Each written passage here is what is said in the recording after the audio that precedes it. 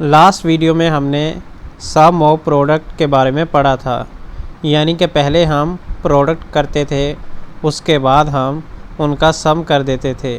यानी सबसे पहले हम एंड के ऑपरेशंस अप्लाई करते थे और एंड के ऑपरेशंस अप्लाई करने के बाद उनको और करते थे, यानी कि प्लस कर देते थे, यानी कि सम कर देते थे।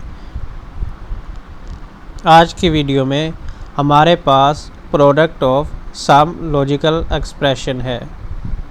प्रोडक्ट ऑफ सम का मतलब है कि हमने सबसे पहले सम का फंक्शन इस्तेमाल करना है, यानी कि और का फंक्शन इस्तेमाल करना है। जब हम सारे और के फंक्शन इस्तेमाल कर लेंगे फिर हमने उनका प्रोडक्ट ले लेना है, यानी कि प्रोडक्ट ऑफ सम का प्रोडक्ट। तो हमारे पास यहाँ पे 3 इनपुट्स हैं, तो इनको लिखने का तरीका ये है। सबसे पहले 4 ज़ीरो हैं, फिर 4 1 हैं, फिर हमारे पास 2 ज़ीरो हैं और 2 1 हैं, 2 ज़ीरो 2 1, फिर हमारे पास 0 1 0 1 0 1 0 1 है। अभी हम सबसे पहले तो सम करेंगे। सम क्यों करेंगे? यहाँ लिखा है प्रोडक्ट ऑफ सम, यानी कि सम करने के बाद उनका प्रोडक्ट करना है। तो सबसे पहला जो हमारा स्टेप है वो है सम करना। तो चलते हैं, इनको सम करते हैं। लेकिन आपने बात याद रखनी है कि पहले हमारे पास कोई भी कंप्लीमेंट नहीं है। लेकिन अगर आप दूसरी जगह देखें, हमारे पास सी पर कंप्लीमेंट है, फिर हमारे पास बी पर कंप्लीमेंट है, फिर हमारे पास ए पर कंप्लीमेंट है। तो कंप्लीमेंट क्या करेगा कि उस इनपुट को चेंज कर देगा। अगर आपके पास 0 है तो 1 कर देगा, 1 है तो 0 कर देगा। तो यहाँ सबसे पहले हम इसको सॉल्व करेंगे जिधर हमारे पास कंप्लीमेंट नहीं है। तो देखते हैं, ये देखिए हमारे पास ए में 0 है, बी में 0 है, सी में 0 है। तो यहाँ आप लिखें 0 प्लस 0। तो यहाँ और का फंक्शन अप्लाई करें तो क्या बना 0, 0 प्लस 0 0। तो ये हमारे पास 0 आ चुका है। नेक्स्ट अगर हम देखें तो हमारे पास ए में भी 0 है, बी में भी 0 है, सी में भी 0 था, लेकिन यहाँ 1 हो चुका है। अब 0 प्लस 0 0, 0 प्लस 1 1। तो हमारे पास यहाँ पर 1 आ चुका है क्योंकि हम और का ऑपरेशन इस्तेमाल कर रहे हैं। अभी नेक्स्ट अगर हम देखें तो हमारे पास क्या आता है, ये हमारे पास ए 0 है, बी में भी 0 था लेकिन 1 हो चुका है। 0 प्लस 1 1, 1 प्लस 0 1। तो ये भी हमारे पास 1 हो चुका है।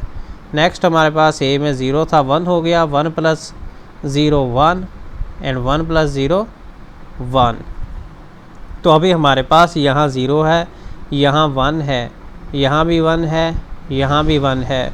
तो क्या होगा 0। अब हम इनका प्रोडक्ट कर लेंगे क्योंकि हमने यहाँ लिखा है प्रोडक्ट ऑफ सम। पहले हमने इनका सम किया, अब इन सब का प्रोडक्ट कर लेंगे, यानी कि मल्टीप्लाई कर लेंगे, यानी कि एंड का ऑपरेशन इस्तेमाल कर लेंगे। तो शुरू करते हैं। यहाँ 0 था इस सारे का और यहाँ 1 था, 0 1 0। तो 0 ने जब सबसे ज़रब खाई यानी कि मल्टीप्लाई हुआ तो सबको 0 कर गया। तो ये हमारा रिज़ल्ट 0 में आ चुका है। इसी तरह आपने ये सारे फंक्शंस को यूज़ कर लेना है। आपने ये डिफरेंट किस्म की जो इनपुट्स है इनको इसमें लगाते रहना है। जिधर कंप्लीमेंट होगा वहाँ इनपुट चेंज होती रहेगी, ठीक है। नेक्स्ट हम इस नीचे वाली को देखते हैं जिधर हमारे पास तीनों 1 है, तीनों इनपुट्स 1 है। यहाँ देखें 1 प्लस 1 1, 1 प्लस 1 1। यहाँ आए 1 प्लस 1 1, 1 प्लस 0 1। क्योंकि सी में 1 था तो उसने 0 हो गया कंप्लीमेंट की वजह से। तो यहाँ हमारे पास 0 है, सॉरी यहाँ पे हमारे पास 1 है, यहाँ भी 1 है, यहाँ भी 1 होगा, यहाँ भी 1 होगा, तो रिज़ल्ट 1 आएगा। तो इस तरह आपने अपनी कॉपी पर इसको लिख लेना है। तो ये तो था हमारे पास प्रोडक्ट ऑफ सम फंक्शन। जो हमारे पास लॉजिकल एक्सप्रेशन है उनके सिंप्लीफिकेशन के उसने 2 मेथड्स बताए हैं। अलजेब्रिक मैनिपुलेशन है, के मैप है यानी कि कार्नफ मैप है। अलजेब्रिक मैनिपुलेशन में हमने बूलियन लॉस को इस्तेमाल करना है एक्सप्रेशन को सिंप्लीफाई करने के लिए। ये डिफ़िकल्ट टू यूज़ है। Do not know if you have the simplified form. Karnaugh map का इस्तेमाल कर सकते हैं, ग्राफिकल मेथड है, इजी टू यूज़ है। Can be use to simplify logical expression with a few variables. तो लॉजिकल एक्सप्रेशन हमने सबसे पहले तो उनकी फॉर्म्स के बारे में पढ़ा और बाद में हमने उनकी सिंप्लीफिकेशन के बारे में पढ़ा कि किस तरह टू मेथड इस्तेमाल होते हैं। तो आज की वीडियो में हमारा जो मेन था वो था logical expression product of sum form. तो मिलेंगे आपसे नेक्स्ट वीडियो में। Good bye for now.